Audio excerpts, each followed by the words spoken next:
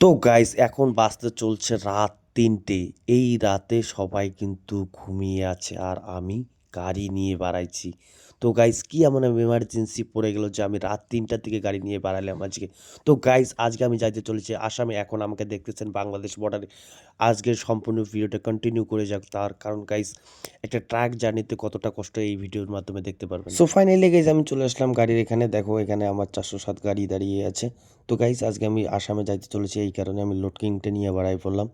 তো গাইস এখন বাজতে চলছে রাত ৩টে। তো ফাইনালি গাইস আমার গাড়ির ভিতরে ঝাড়াঝাড়ি শেষ। এখন গাড়িতে আমি জলটা মারবো। দেখো গ্লাসের কি অবস্থা, কুয়াশার কারণে ভয়ঙ্কর লেভেলের কুয়াশা পড়ছে। তো ভালো করে আগে আমার গ্লাসটা ধুয়ে নিতে হবে। তো ফাইনালি গাইস এদিকে আমাদের গ্লাসটাও ধোয়া শেষ। আমি এখন রওনা করলাম। আমি এই রাতের মধ্যে কিন্তু একাই ড্রাইভ করে যাব। মারুগঞ্জ অবধি যাইতে হবে আমার, মারুগঞ্জ থেকে ড্রাইভার উঠবে। তো সব কাজ এখন শেষ, এখন আমি রওনা করলাম। তো গাইস এর মধ্যে একটু কিন্তু আলো দেখা যাচ্ছে, আলো চলে আসলো। তো গাইস এখন আমি চলে আসছি তোমার সুটকা বাড়িতে। তো খুব সকালে আসার কারণে দেখেন রাস্তাঘাট টোটালি ফাঁকা। খুব টেনে যাইতে পারছি, তার কারণ রাস্তাঘাট একদমই ফাঁকা। দেখেন একটা গাড়িও নাই, গাড়ি আমার আসি এসে চলছে, একদম রাস্তাঘাট ক্লিন, একদম ফাঁকা।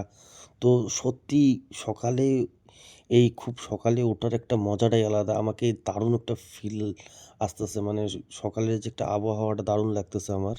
তো খুব তাড়াতাড়ির মধ্যে কিন্তু আমি ঘুঘুমারি ব্রিজে চলে আসলাম। আর এই সকাল ৫টার দিকে দেখেন ঘুঘুমারি বাজারটা কত সুন্দর লাগতেছে। তো এর মধ্যে আমি চলে আসলাম কুচবিহার টাউনে, এখান থেকে আমি তেল ভরে নেবো। সো ফাইনালি আমি মারুগঞ্জে চলে আসলাম। এখন আমার ড্রাইভার ড্রাইভ করতেছে, এখন আমি কিন্তু টোটালি ফ্রি। আর সকালের নাজারাটা দেখো গাইস কত সুন্দর লাগতেছে। তো এদিকে আমার লেবারও উঠে পড়ছে গাড়িতে। তো গাইস এখন আমরা আছি একটা বর্ডারে। ওই সাইডটা যে দেখতেছেন বর্ডারের ওই সাইডটা কিন্তু বাংলাদেশ, আর এই সাইডটা কিন্তু আমাদের বেঙ্গল। আর কিছুক্ষণ আমরা পেরিয়ে গেলে আসাম বর্ডার কিন্তু পেয়ে যাব। তো ওই সাইডটা দেখতেছেন আমাদের খুবই কাছের দেশ যেটা বাংলাদেশ। দেখেন কতটা কাছে আজকে। সো ফাইনালি গাইজ আমরা কিন্তু এখন আছি আসামে। এই ব্রিজটা যে দেখতেছেন এটা কিন্তু আসামে অবস্থিত। তো গাইজ আমরা আসামে এসে একটা সবথেকে বেশি যেটা জিনিস খেয়াল করলাম, রাস্তার ধারে যে গাছগুলো দেখতেছেন এই গাছগুলো কিন্তু সব কটাই ফলের গাছ। যেমন আম, পেয়ারা, লিচি, এইগুলা কিন্তু সব ফলের গাছ রাস্তার ধারে লাগাইছে। আসাম সরকার সবথেকে এইটা ভালো চিন্তা ভাবনা করছে যে ফলের গাছ লাগালে মানুষের উপকার হবে, ফল খাইতে পারবে। আমাদেরও যে রাজ্য সরকার এটা ভাবনা চিন্তা করতো যে আমাদেরও রাস্তার ধারে ফলের গাছ লাগাই, তাহলে আমাদেরও খুব ভালো উপকার হতো, আমরা সবাই ফল খাইতে পারতাম রাস্তার ধারে। বিশেষ করে আমাদের ড্রাইভার লোকের খুব সুবিধা হতো। তো গাইস এখন আমরা আছি আসামের এক ভাটায়। তো রাস্তার কন্ডিশনটা জাস্ট দেখো, কি অবস্থা রাস্তার কন্ডিশনটা। সো ফাইনালি গাইস আসামের আমরা টাটা ভাটায় চলে আসি।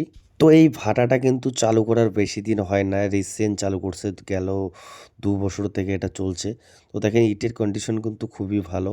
নতুন হলে কি হবে, এদের কালেকশনটা খুবই ভালো, তার কারণ গাইস এটা টাটা নামে অবস্থিত।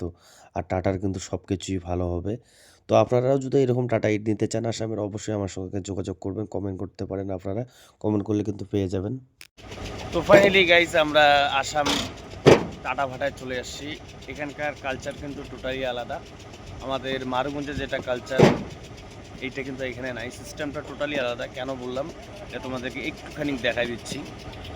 এই যে দেখতেছেন মহিলা লোক কিন্তু খোলাই করতেছে, তারপরে আবার এই ঠেলা গাড়ি করে, এক চাকা ঠেলা গাড়ি করে। আমাদের ওদিকে কিন্তু এই ঠেলা গাড়ি করে নিয়ে যায় না, কাঁধে করে বাগে করে নিয়ে যায়, আপনারা হয়তো আগের ভিডিওতে দেখছিলেন। তো এইখানে কিন্তু এই ঠেলা গাড়ি করে নিয়ে যায়, আমাদের ওদিকে মারুগঞ্জে বাগে করে নিয়ে যায়, ঘাড়ে করে। আর এইখানে খেয়াল করলাম আমি বেশিরভাগ মহিলা মানুষের কাজ করতেছে, দেখেন কিভাবে নিয়ে যাচ্ছে ইটগুলো এক চাকা ঠেলা গাড়িতে করে।